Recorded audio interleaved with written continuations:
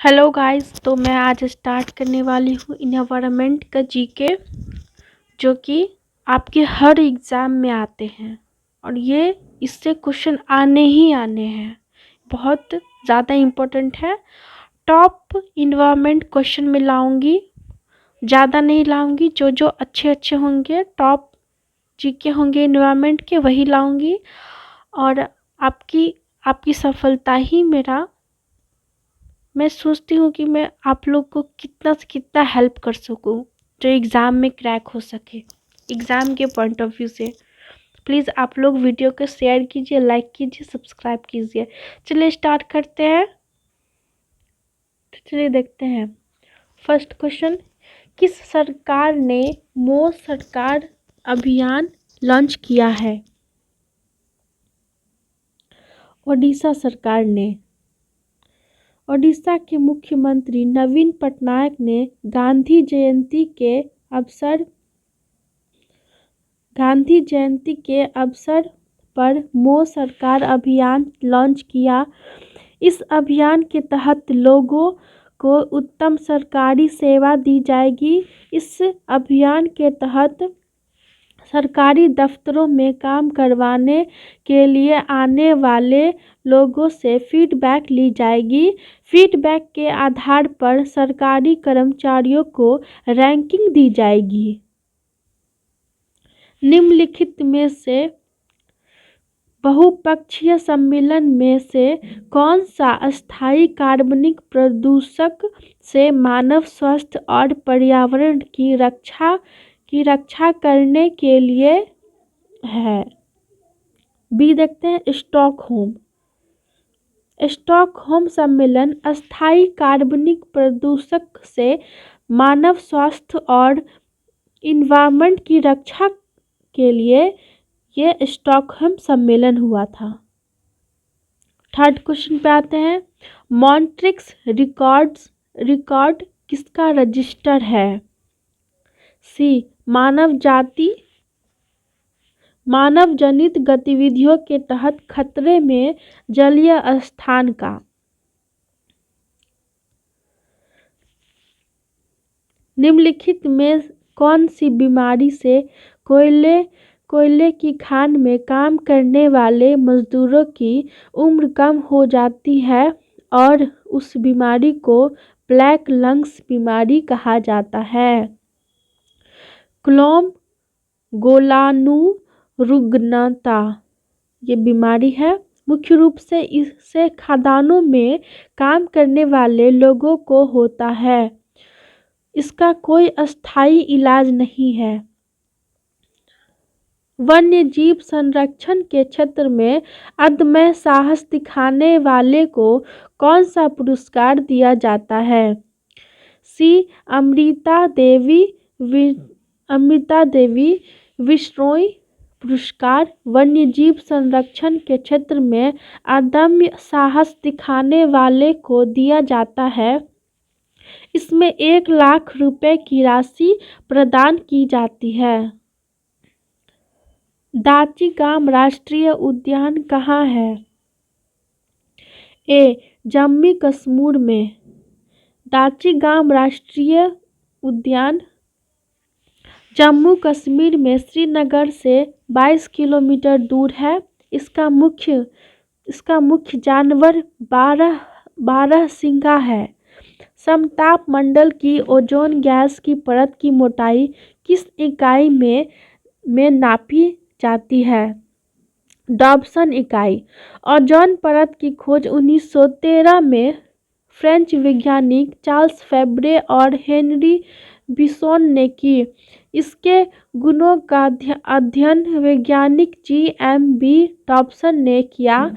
उन्होंने इसकी मोटाई नापने के लिए स्पेक्ट्रोफोटोमीटर विकसित किया। उन्हीं के नाप पर ओजोन परत की मोटाई डॉप्सन इकाई में नापी जाती है।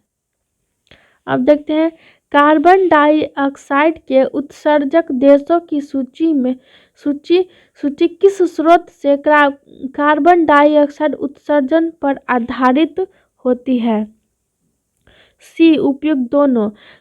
अब बताते कार्बन डाइऑक्साइड उत्सर्जक देशों की सूची जीवाश्म ईंधन जलने और सीमेंट उद्योग से उत्सर्जित कार्बन डाइऑक्साइड पर आधारित होती है। विश्व में सबसे ज़्यादा पाई जाने वाली ग्रीन हाउस गैस है बी जलवाष्प। जलवाष्प सबसे ज़्यादा पाई जाने वाली ग्रीन हाउस गैस है।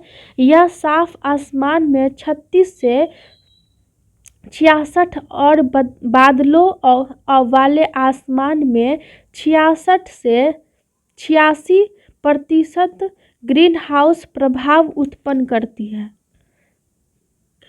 10 नंबर देखते हैं, कार्टाजेना प्रोटोकॉल किसके सुरक्षित उपयोग, स्थानांतरण और हैंडलिंग के बारे में है?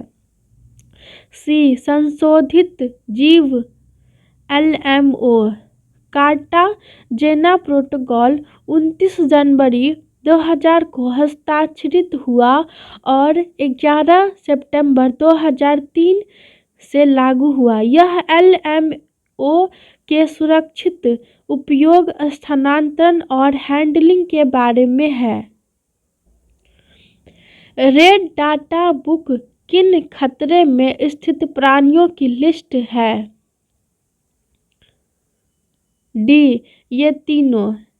रेड डाटा बुक उन प्रजातियों की सूची है जो खतरे में होती है।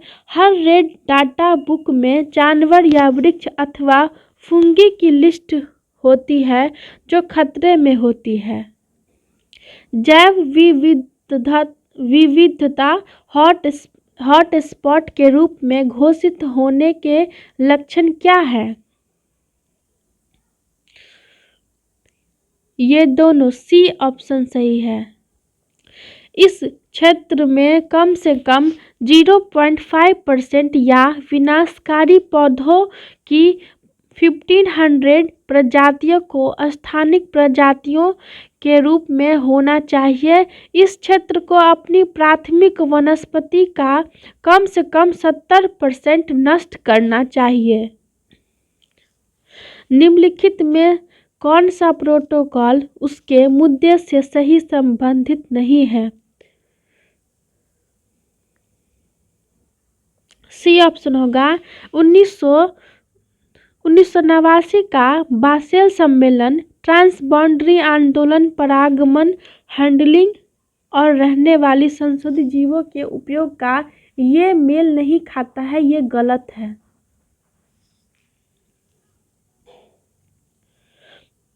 अब देखते हैं नोट में, खतरनाक अपशिष्टों और उनके निपटान के संक्रमण सीमा आंदोलन के नियंत्रण पर बेसल कन्वेंशन, जिस आम तौर पर बसील कन्वेंशन के रूप में जाना जाता है, एक अंतर्राष्ट्रीय संधि है जो राष्ट्रों के बीच खतरनाक कचरे के आंदोलन को कम करने के लिए डिज़ाइन किया गया था और विशेष रूप से खतरनाक स्थानांतरण को रोकने के लिए शुरू किया गया था। 14 नंबर देखते हैं,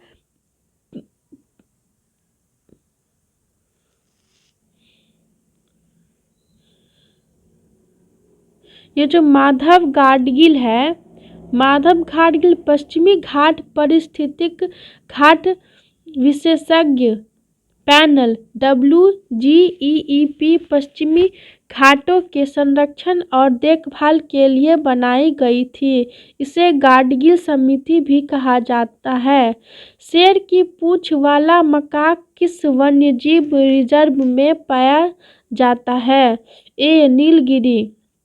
शेर की पूंछ वाला मकाक पश्चिम घाटों में पाया जाता है। यह नीलगिरी की पहाड़ियों में पाया जाता है। यह दुर्लभ प्रजाति है। भारतीय जलीय निकायों में एक परेशानी घास के रूप में प्रदूषण निकलने के लिए एक जलीय पौधे को अमेरिका से पेश किया गया। इसका क्या नाम है? एगियोलप्स। जलकुंभी दक्षिण अमेरिका का एक पौधा है। यह बहुत अधिक संख्या में बीज उत्पन्न करता है तथा इसके बीजों में अंकुरण की क्षमता 30 वर्षों तक होती है। नाइट्रोजन चक्र में मिट्टी नाइट्रेट्स को मुक्त नाइट्रोजन में किसके द्वारा चेंज दिया जाता है? बी. डिनाइट्रीफाइंग बैक्टीरिया। सल्फर डाइऑक्साइड के प्रदूषण का जैविक सूचक है। ए. काई। सल्फर डाइऑक्साइड का प्रदूषण का जैविक सूचक काई है। पानी के फर्म अजोला और साइनोबैक्टीरियम अन्नाबेना के बीच संबंध है। सहजीवी का। निम्नलिखित में कौन सा मूंगा चट्टान का क्षेत्र नहीं है? खंभात की खाड़ी। भारत में मूंगा चट्टान की 4 जगह हैं: मन्नार की खाड़ी, लक्षद्वीप, अंडमान निकोबार द्वीप समूह, कच्छ की खाड़ी। विश्व का सर्वाधिक प्रति व्यक्ति कार्बन डाइऑक्साइड उत्सर्जक है। ए. कतर। कतर दुनिया का प्रति व्यक्ति सबसे बड़ा कार्बन डाइऑक्साइड उत्सर्जक है। हालांकि कुल मिलाकर सबसे बड़ा कार्बन डाइऑक्साइड उत्सर्जक चीन है। निम्नलिखित में कौन सी ग्रीन हाउस गैस नहीं है? D option carbon monoxide. Carbon monoxide एक बड़ा प्रदूषक है लेकिन ग्रीन हाउस गैस नहीं है। निम्नलिखित में कौन सा कथन गलत है?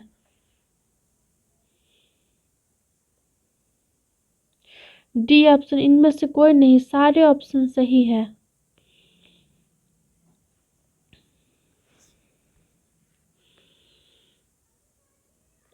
इकोलॉजी शब्द किसने प्रतिपादित किया? डी ऑप्शन सही है। इकोलॉजी या पारिस्थितिक विज्ञान पारिस्थितिकी का अध्ययन कराने वाली पर्यावरण की एक शाखा है। इनकी स्थापना 1866 में अर्नेस्ट हैक्ल ने की। इकोटोन में जो प्रजातियां प्रचुर मात्रा में पाई जाती है क्या कहलाती है? एज प्रजातियां। दो बायोम के मध्य का संक्रमणकालीन क्षेत्र इकोटोन कहलाता है। इकोटोन में प्रचुर मात्रा में पाई जाने वाली प्रजातियां एज प्रजातियां कहलाती है। साइबेरियन सारस किस नेशनल पार्क में आता है? A. Keoladeo national park. Siberian सारस एक खतरे में प्रजाति है। यह भारत के केवलादेव नेशनल पार्क में आती है।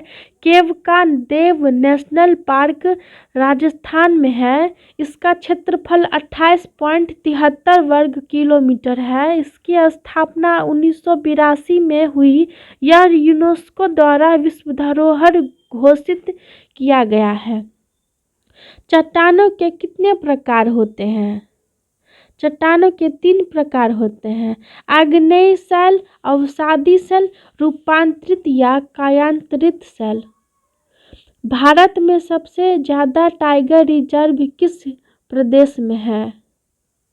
डी. मध्य प्रदेश में। भारत में सबसे ज्यादा टाइगर रिजर्व मध्य प्रदेश में है। मध्य प्रदेश में ही भारत के सर्वाधिक वन्य जीव अभयारण्य नेशनल पार्क है। 29 नंबर पे आते हैं, अर्थ ऑवर किसके द्वारा मनाया जाता है? अर्थ ऑवर WWF के द्वारा मनाया जाता है। इसके 5 मिलियन समर्थक हैं और यह 100 देशों में फैला हुआ है। इसका उद्देश्य धरती के संसाधनों को बचाना है। राष्ट्रीय हरित प्राधिकरण NGT के पहले अध्यक्ष कौन थे? जस्टिस लोकेश्वर सिंह। एनजीटी की स्थापना 2010 में हुई। इसके पहले अध्यक्ष जस्टिस लोकेश्वर ही सिंह थे।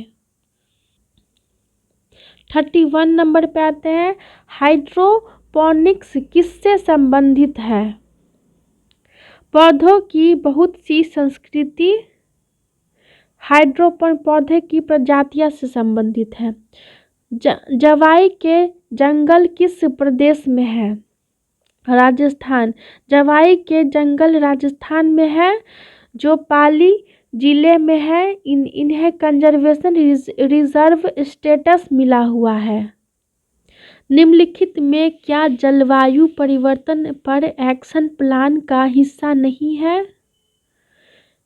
बी, प्रदूषण नियंत्रित के लिए राष्ट्रीय mission.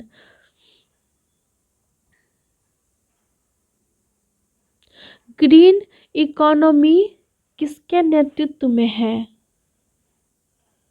B, United Nations Environment Programme UNEP। 35 number पे आते हैं, पर्यावरण अधिनियम 1986 के अंतर्गत कार्य करते हुए भारत सरकार ने किस प्रदेश में सर्वाधिक पर्यावरण संवेदनशील जगहों की खोज की है? महाराष्ट्र में सबसे ज़्यादा पर्यावरण संवेदनशील जगह महाराष्ट्र में है। विक्रमशिला गंगा डॉल्फिन अभयारण्य किस प्रदेश में है? बिहार में। विक्रमशिला गंगा डॉल्फिन अभयारण्य बिहार में है, जो गंगा की डॉल्फिन की सुरक्षा के लिए बनाया गया है। गंगा की डॉल्फिन भारत का राष्ट्रीय जलीय जीव है। निम्नलिखित प्रोटोकॉल में से कौन सा एक्सेस और बेनिफिट शेयरिंग ABS तंत्र से संबंधित है? B, Nagoya protocol. Nagoya protocol access और बेनिफिट शेयरिंग तंत्र से संबंधित है। यह 29 अक्टूबर 2010 को हस्ताक्षरित हुआ। किस शहर को टाइगर गेटवे ऑफ इंडिया कहा जाता है? नागपुर। महाराष्ट्र के शहर नागपुर को टाइगर गेटवे ऑफ इंडिया कहा जाता है। निम्नलिखित पर ध्यान दीजिए। अंतर्राष्ट्रीय जैव विविधता, अंतर्राष्ट्रीय चावल अनुसंधान, अंतर्राष्ट्रीय मक्का और गेहूं, ये क्रमशः किस देश में है? Italy, Philippines, Mexico. A number. Italy के रोम में है। मक्का और गेहूं सुधार मैक्सिको में है।